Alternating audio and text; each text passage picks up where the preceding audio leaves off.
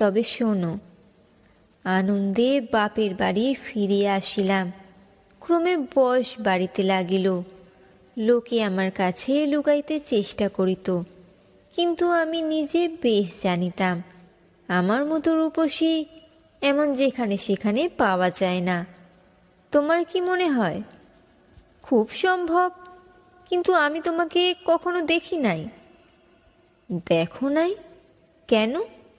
আমার সেই কঙ্কাল? আমি ঠাট্টা করিতেছি। তোমার কাছে কি করিয়া প্রমাণ করিব যে সেই দুটো শূন্য চক্ষু কোঠরের মধ্যে বড় বড় টানা দুটি কালো চোখ ছিল, এবং রাঙা ঠোঁটের উপরে যে মৃদু হাসিটুকু মাখানো ছিল এখনকার অনাবৃত দন্তসার বিকট হাস্যের সঙ্গে তার কোনো তুলনাই হয় না।